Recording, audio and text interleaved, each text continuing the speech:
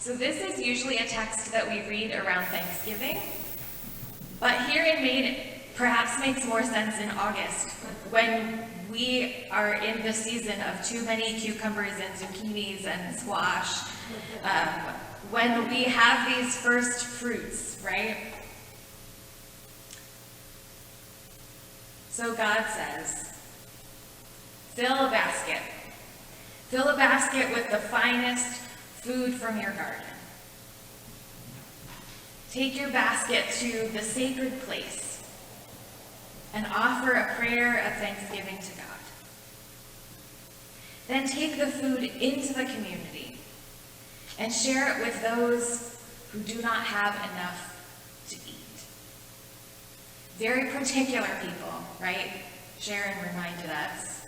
In my translation, it says, the foreigners residing among you, the widows, those most vulnerable.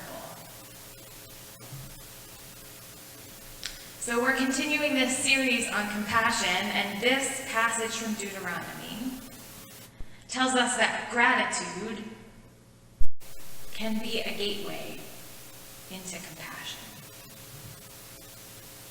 The people of Israel are a people who have known struggle and oppression. They have been strangers living in a strange land. They have been a people enslaved.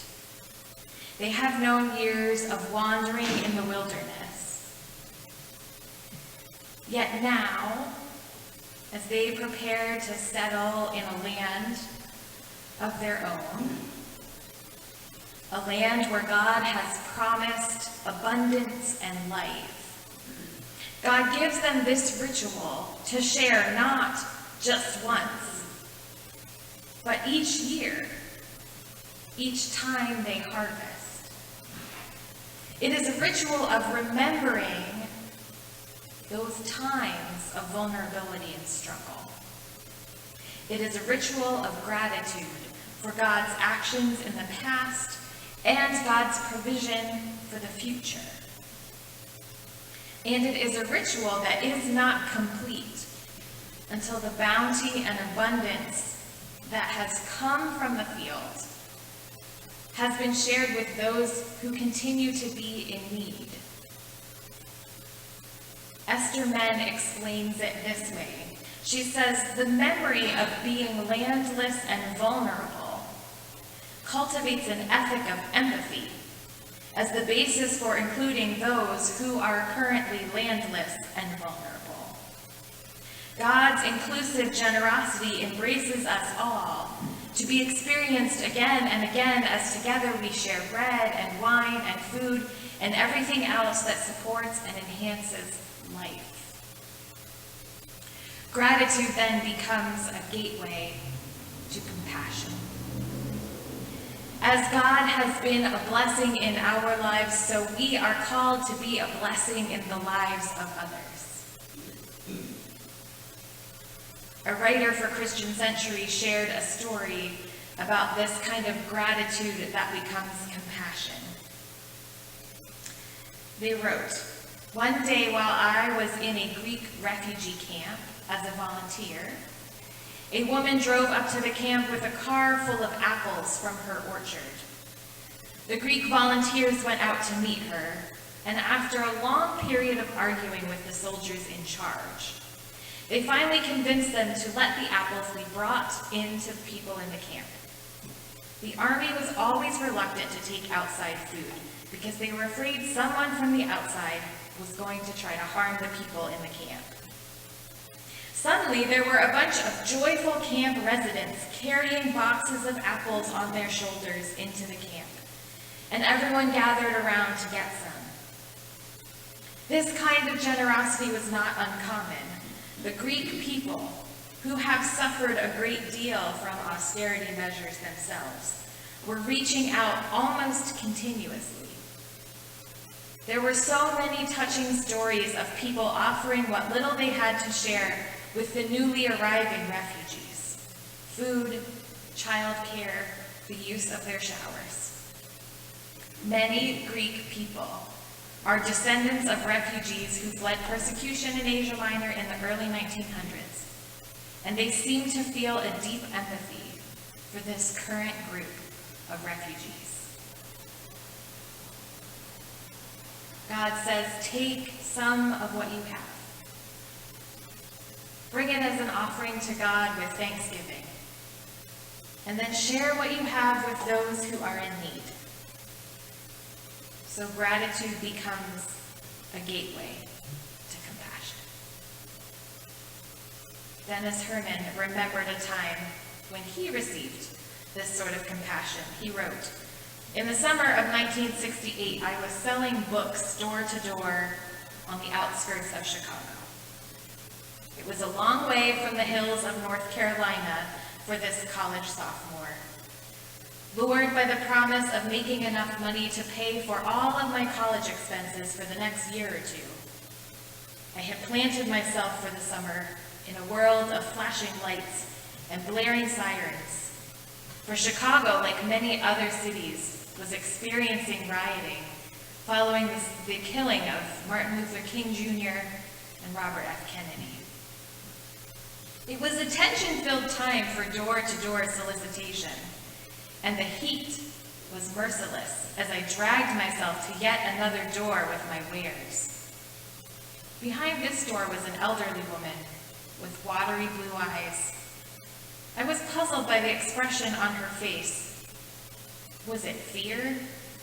Suspicion of a stranger at her door? Weighing in at just over 125 pounds and having made hardly enough money from my sales to eat, I wondered if I looked so emaciated that she could be afraid I would fall exhausted upon her door. Or maybe she would have pity and buy one of my books, I thought. As I started my sales pitch, it became apparent that this white-haired, gentle soul spoke not a word of English. I noticed a crucifix around her neck, and I heard a word that I guessed might be Polish. She motioned for me to sit on her metal porch glider, and she disappeared into the house. I was glad to rest in the porch shade. That was enough, even if she didn't buy a book. Her return to the porch was announced only with a smile and a large bowl of icy blackberries, glistening with a sprinkle of sugar. Her hands cupped the bowl as she offered it to me. She motioned to me to stay seated, and I smiled, accepting the freezing bowl in my hands and digging into the berries. My unnamed friend stood over me, smiling with pleasure at every bite I took. I savored those cold berries and the shade as long as I could. And I savored being in the presence of this gentle soul. I didn't make a sale, but neither was I chased away. In the gracious reception of one whose language, culture, faith, age, and circumstance were so different from my own, I felt I had been given a special gift. A bowl of blackberries for a hot day, and a story for the rest of my life. Dear hearts, I